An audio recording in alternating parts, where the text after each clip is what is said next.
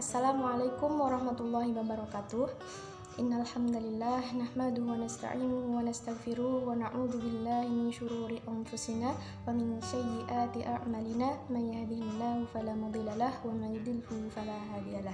Asyhadu an la ilaha illallah wa asyhadu anna Muhammadan abduhu wa rasuluh. Amma ba'du. Pertama-tama marilah kita panjatkan puji serta syukur kita atas kehadirat Allah Subhanahu wa taala yang mana pada kesempatan hari ini kita masih diberi kenikmatan berupa nikmat sehat, nikmat sempat, dan yang paling utama yaitu nikmat iman.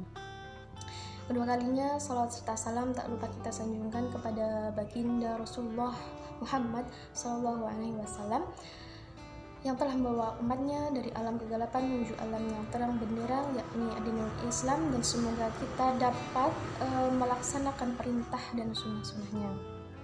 Baiklah, perkenalkan nama saya Nurul Mubarakah, NPM 220024, Prodi KPI, yaitu Komunikasi dan Penyiaran Islam, semester 4.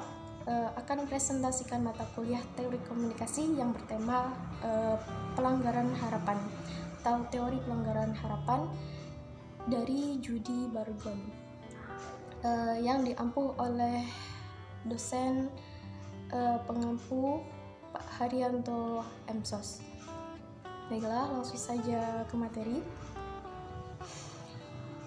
Teori pelanggaran harapan atau bahasa latinnya yaitu expectancy violation theory adalah teori yang dikembangkan oleh Judy Bargon.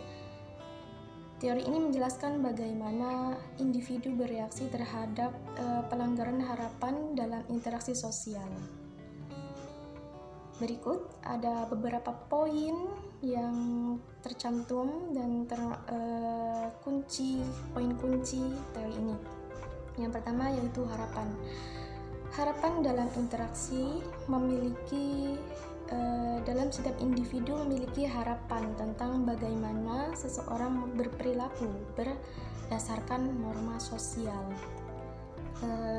dan sesuai dengan pengalaman sebelumnya dan konteks interaksi.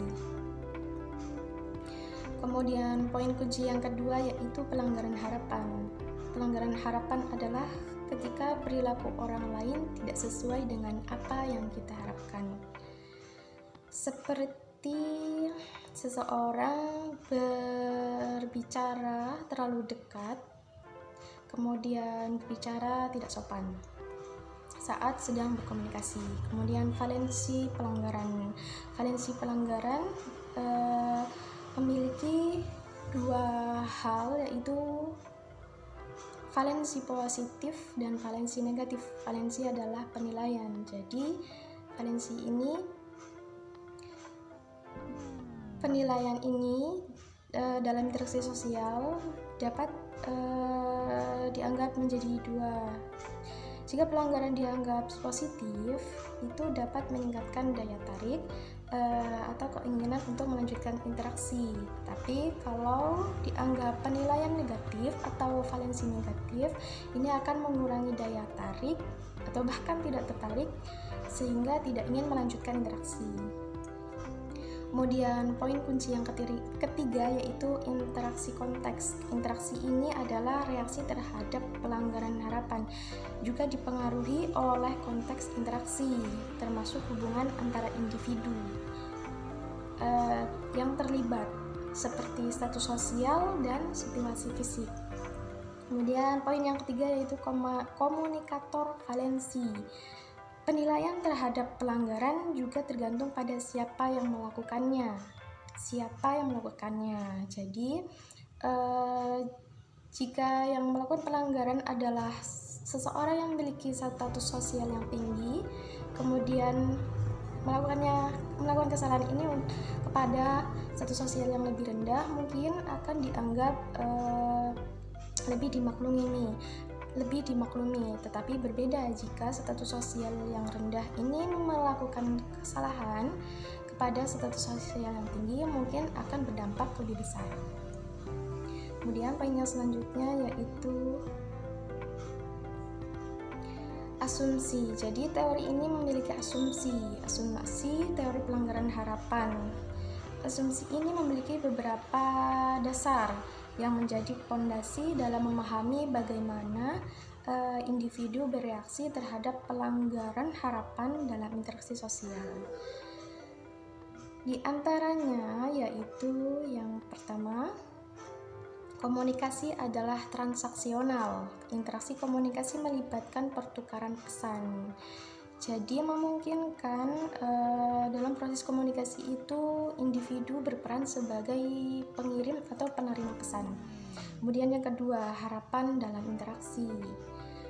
Individu memiliki harapan tentang perilaku orang lain dalam interaksi sosial.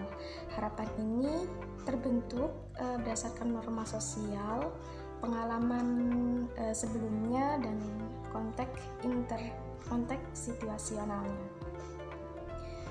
Selanjutnya yaitu pelanggaran harapan adalah umum, karena biasanya memang sangat sering terjadi pelanggaran harapan ini.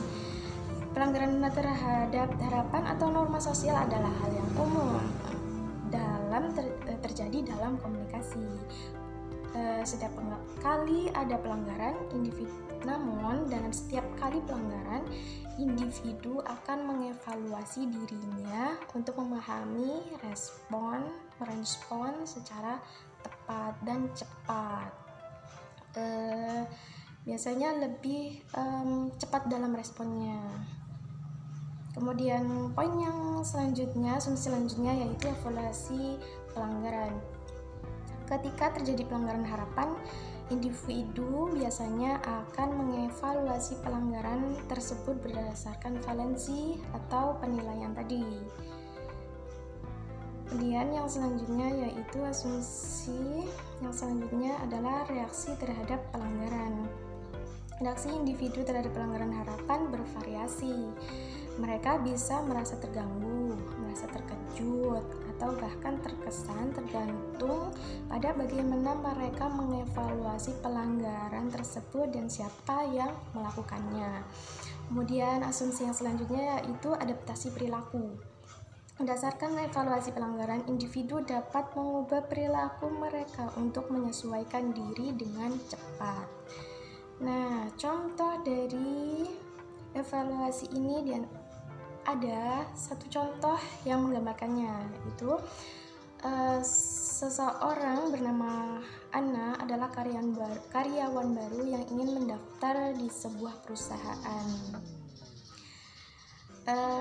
Dalam pertemuan pertama dengan timnya, dia diharapkan untuk memperkenalkan diri dengan singkat berdasarkan informasi dan latar belakangnya.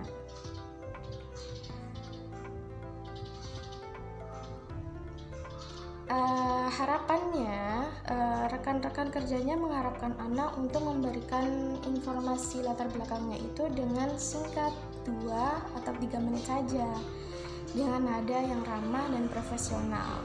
Namun terjadi yang namanya pelanggaran harapan, yaitu Anna melakukan kesalahan di luar ekspektasi mereka, yaitu memperkenalkan dirinya dan menerangkan informasi latar belakangnya lebih lama, yaitu sekitar 8-10 menit.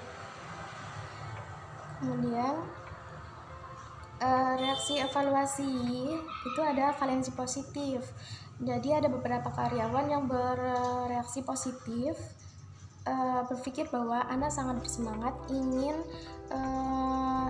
bekerja di perusahaan tersebut. Namun ada yang bervalensi negatif, yaitu menganggap bahwasannya Anna menyita waktu bagi teman yang lain. Karena wawancara pendaftaran ini tidak hanya Anna saja yang melakukannya. Konteks interaksi, reaksi pelanggaran ini juga tergantung pada konteks interaksi. Jika pertemuan tersebut bersifat informal, pelanggaran Anna mungkin lebih mudah diterima. Namun sayangnya pertemuan tersebut bersifat formal. Adaptasi perilaku. Setelah melihat reaksi campuran dari rekan kerjanya, Anna mungkin menyadari kesalahannya.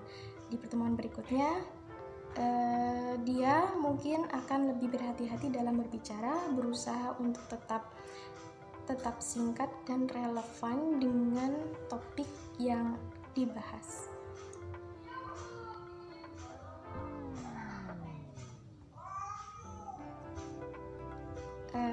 Jadi, contoh ini menunjukkan bagaimana pelanggaran harapan dapat terjadi dalam komunikasi, baik itu dalam sehari-hari dan bagaimana individu mengevaluasi dan bereaksi terhadap pelanggaran tersebut berdasarkan berbagai faktor. Teori ini membantu menjelaskan dinamika sosial dan adaptasi perilaku dalam interaksi interpersonal. Kadang berharap berlebihan kepada manusia memang lebih menyakitkan. Sehingganya Allah berfirman dalam Quran surat Al-Insyirah ayat 8 yang berbunyi A'udzubillahi minasyaitonirrajim wa ila rabbika farghab, yang artinya dan hanya kepada Tuhanmu lah engkau berharap, karena berharap kepada Allah sungguh tidak mengecewakan. Cukup sekian presentasi yang dapat saya sampaikan. Kurang dan lebihnya saya mohon maaf. Apabila ada salah kata saya mohon maaf. Semoga dapat dipahami. Saya akhiri. Wassalamualaikum warahmatullahi wabarakatuh.